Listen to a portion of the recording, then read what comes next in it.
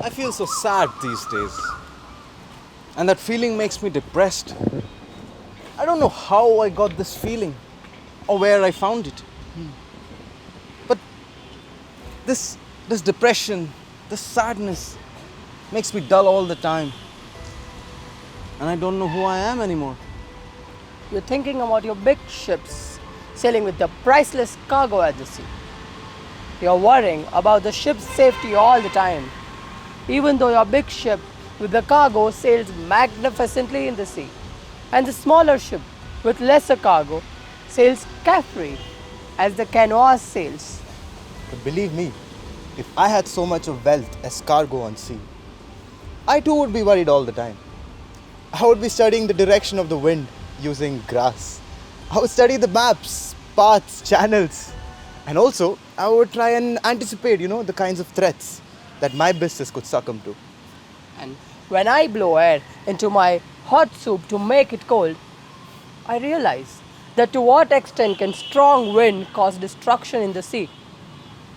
When I see the sand dropping in an hourglass, it reminds me of the various sandbanks and the shallow waters. I imagine that my fully loaded ship getting submerged and trying to kiss the sand. But when I visit a church, the hard rock structure reminds me of the dangerous rocks at the sea that might cause damage to my ship if they come in close contact.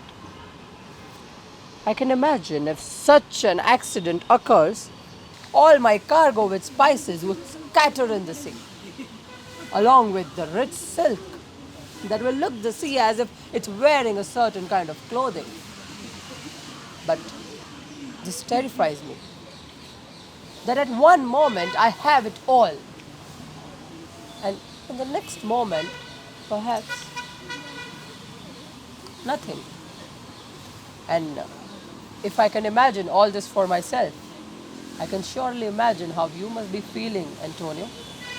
And maybe that's why you are sad. This isn't true though. It is not my business that is making me so upset. It is also not the number of ships that depends on it. Nor it is my financial standing in the current year. This is not making me sad. But there is something else. Perhaps you are in love. Nah, nonsense. That's not the case either. Well, it's not even love then. What is it? Maybe you are sad because you are not happy. It's easy to say that I'm happy because I'm not sad. He reminds me of the two-faced Roman god, Janus. But nature indeed has created some strange men like yourself. Some who could laugh at the most serious moments of life, like bagpipers' music. And some so serious that even the most hilarious joke that made Nestor laugh would leave them untouched. Hey look, it's your best friends, Bassanio, Lorenzo and Graciano. Well, we will see you soon then, Antonio. Leaving you with better company, I suppose. So well, we shall leave as your close friends have arrived. You shall prevent us from giving you a company. Oh, come on. Right now you have to leave because you two have work. Don't make them as an excuse to leave. Good morning, friends. Good morning. What is the matter with you two? You all have become strangers to us. As we never speak these days, is it necessary to do so? Well, we shall find some time to catch up.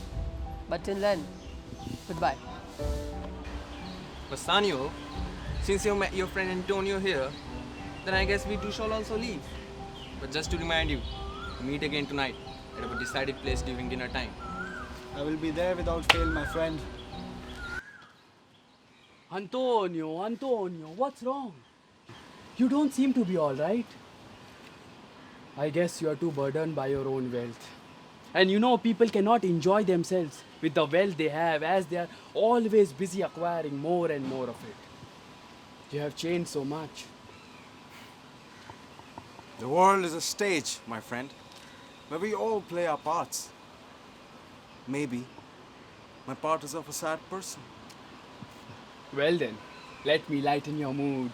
Let me make you laugh and make you enjoy. Let me warm your body with this wine rather than cool it with painful groans. After all, why should a young man such as yourself, with warm blood still in his veins, sit idle like an old man? Why should you be sleepy during wake hours, and why should you catch jaundice due to your temper? Let's go, Graciano, let's go. Antonio! I love you, and this love makes me speak. There are men who cover their faces just like stagnant pond cover their surface with slime and dirt. These men, they appear to be calm and peaceful, to portray themselves as wise and serious. Graciano, let's go, come on. Antonio, I know such men. They appear to be wise, but once they speak, the people who are listening to them curse their ears for committing such a sin. Now, Antonio, I don't want you to put up a sad face of wisdom just to gain popularity, okay? Now I shall take your leave. Come, Lorenzo, let's go. We'll see you after dinner then. I must be like those wise men Graciano just described. Because when I'm with him, seldom lets me speak. Well then, if you stay with me any longer, you shall soon forget the sound of your own voice. See you, my friends.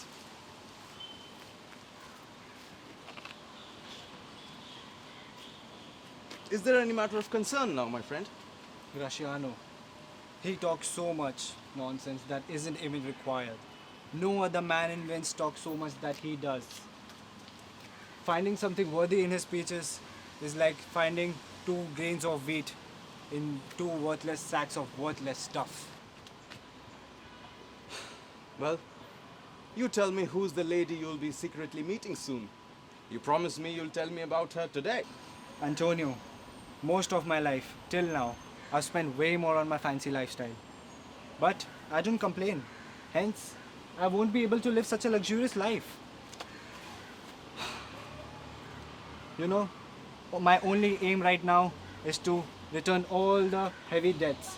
I've incurred huge losses due to my extravagant vices of my youth. And I owe you everything because of your money and your love. You tell me about your plans, Bassanio. And if it is as honorable as yourself, then all my wealth, body, is yours to depend on. When I was in school, I lost an arrow. To recover it, I shot another one in the same direction. Often by risking the second one, I would find both of them. Giving this childhood example of mine, what I propose right now is harmless. And like a self-willing man, I have lost it all that I got from you. But if you give me another loan right now, I shall pay both of your debts. If not, I will surely repay you the second loan and be your grateful debtor for the rest of my life. You don't have to explain me your love. You don't even have to doubt my readiness to lend you some extra money than you actually need. I'm ready to help you to any extent, even if that means losing all my wealth. So just tell me already as to how I can help you. In Belmont, there is a lady who is also a princess, acquiring enough wealth. She has hinted her romantic feelings for me by making eye contact several times. Her name is Portia. She is no less precious than Cato's daughter, who is also the wife of Brutus. She is known for her beauty, and suitors from across the world sail over to win her heart. Her hair adorning her forehead looks like golden fleece, and her home in Belmont looks like ancient kingdom of Calchos. And I feel, Antonio, if I had enough wealth, I would go and compete with them and win her heart over. Well, as you know, all my wealth is in the sea. Right now, I don't have anything. But go to Belmont once and lend money from any merchant there on my credit. You must do so now. Go and inquire, and I'll do the same. Although Right now, I cannot lend you money or on account of my business or credit. Thank you, Antonio.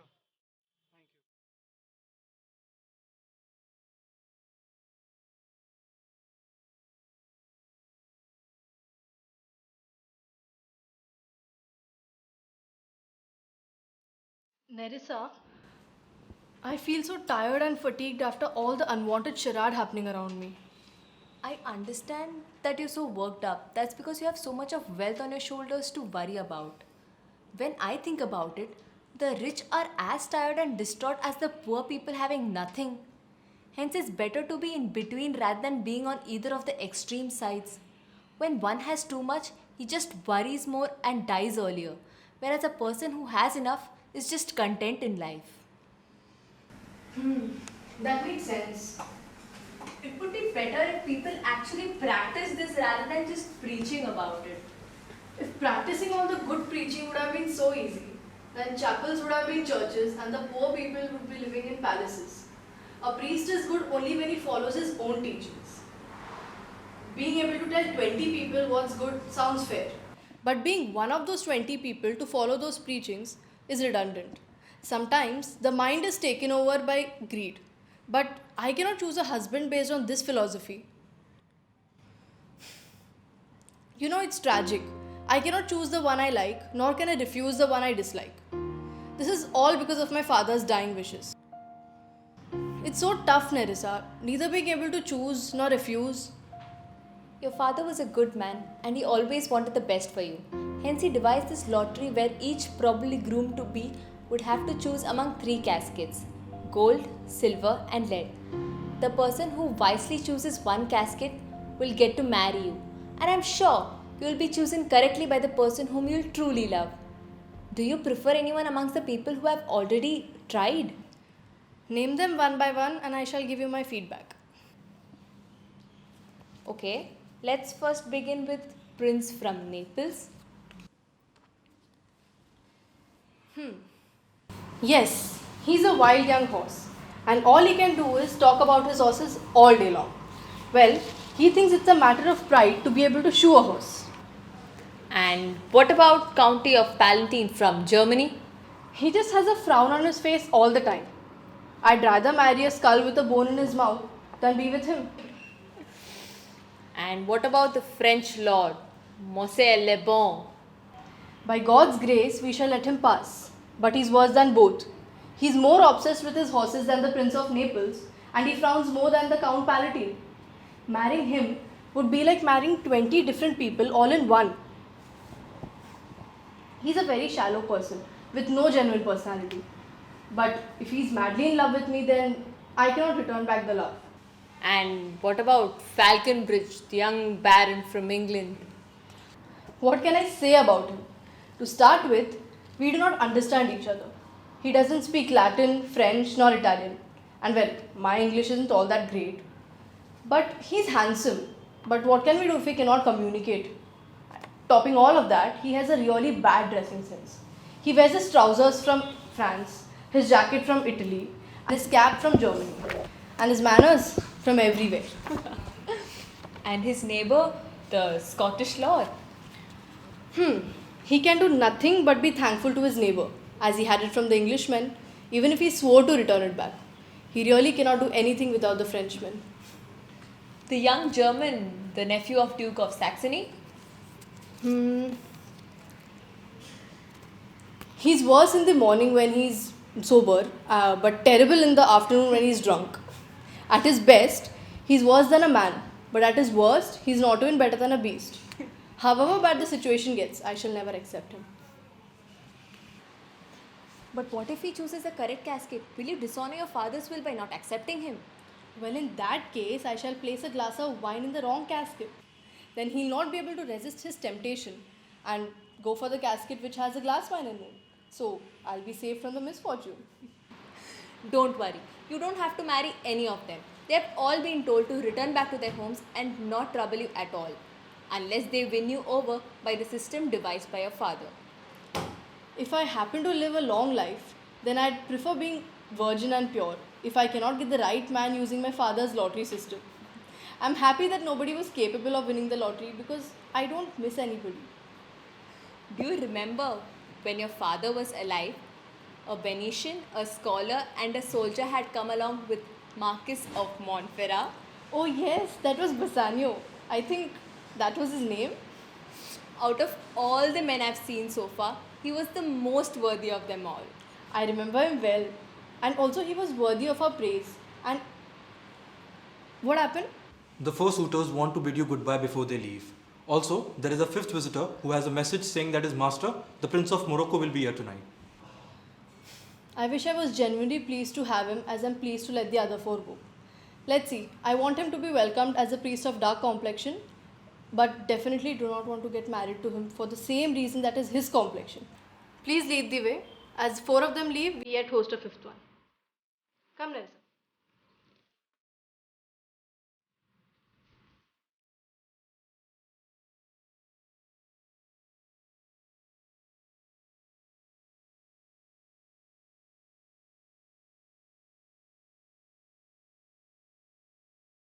So you want 3,000 ducats? Yes, for 3 months. Okay. And Antonio will be taking full responsibility for this. Okay, that should work. So, are you willing to help me with this? 3,000 ducats for 3 months and Antonio will be responsible. Yes. So, is that a yes? Well, Antonio's a reliable man.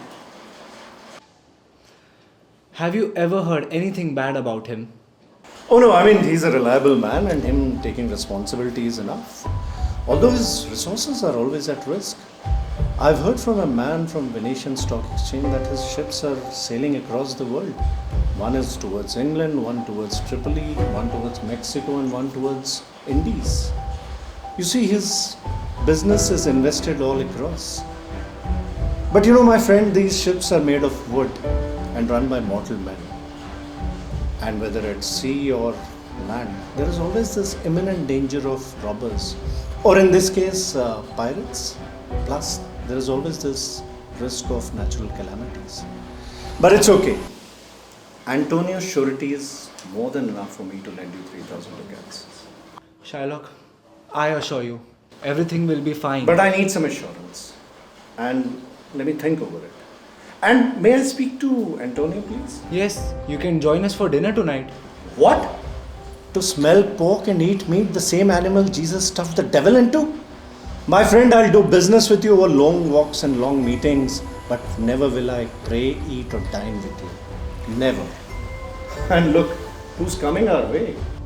That's Lord Antonio. He looks like a flattering tax inspector.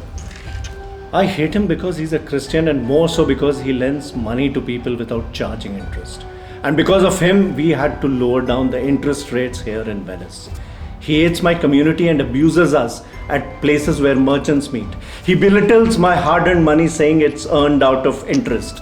My community shall be cursed if I forgive him. Shylock, are you listening to yourself right now? I'm calculating the amount of money I have at this particular point in time. I'm afraid I do not have 3,000 ducats to give it away. But don't worry, my good friend Tubal, who's a wealthy Jew merchant, shall give it to me. For how many months do you want the money for?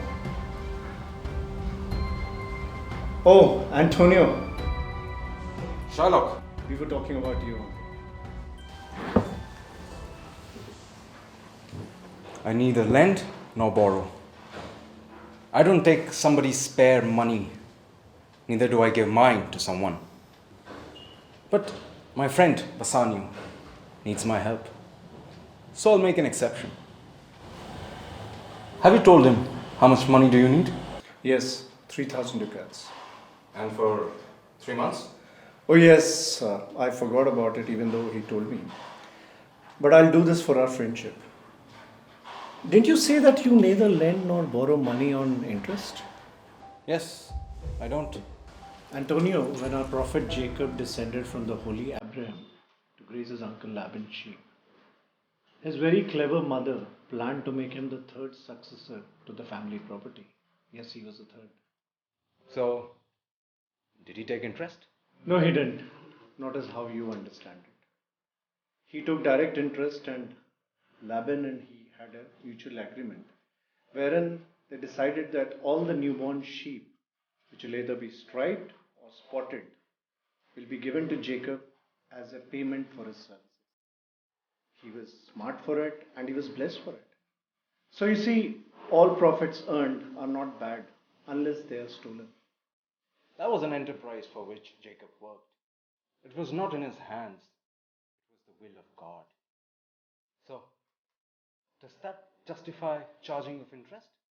Or do you consider your gold and silver to be sheep and cattle? Antonio, I do not make profits as fast as cattle or sheep. But do hear me out, for I have kindness to offer. Be careful, Bassanio. The devil may quote from the scriptures to prove his point right. An evil man saying holy things is like a villain with a smile on his face. Antonio, 3,000 ducats for 3 months is a large sum. I need to calculate the interest to be charged for it. Oh, Shylock. Please, do oblige us. Antonio, you have insulted me at the Venetian Stock Exchange about my money and the way I do business with it. But I've always shrugged it off and been patient because that is the badge that my race wears. You have called me a merciless dog and non-follower, and you have spat on my robe. But tell me, can a dog lend you 3,000 ducats? But Antonio, I will lend you for our friendship. Well, I will still do the same things to you. Don't lend me money like a friend. When did a friend lend money to another friend for profit? Lend me the money like I'm your enemy. If I fail to repay you, then I'll pay for the penalty. See how quickly you lose your temper. Antonio, I want to be friends with you and forget all the bad that you've done to me. In fact, I'll give you all the money that you want without charging any interest. But please do hear me out, for I have kindness to offer. That's actually very nice of you. So let's go to the notary office and get your signature on that bond. And just for fun, let's add one clause to the bond wherein if you're not able to pay me the money at the right time and the right place, I will cut an exact pound of flesh from any part of your body that I chose to. Okay. I will sign the bond. Antonio, don't do this for me. I will manage with whatever I have. Don't worry, Bassanio. I will not break the bond. 2 months from now, that is 1 month before the bond expires, I will have 9 times the value of the bond. Oh, Abraham, what kind of people these Christians are. Their own unjust practices makes them doubt others' intentions. Tell me, if you do not pay up the penalty, what do I really gain? A human pound of flesh, unlike a sheep, goat, or a cattle, is of no value. I just added the clause just to gain your trust as a friend. If you like it, then nice. If not, then goodbye. But please don't be unfair to me for offering this act of love. Okay, Shylock. I will sign the bond. Let's meet at the notary office and tell him about this funny bond. I will go home and put 3,000 ducats in my purse and make sure my home is safe, as I have left it in the hands of a very careless and a spendthrift servant. I will see you. Then, hurry up, generous Jew, and we'll see you at the notary. He'll soon become Christian, as he's so generous. I cannot trust a villain who says such nice things. Don't worry. My ships will be back before the expiry of his bond.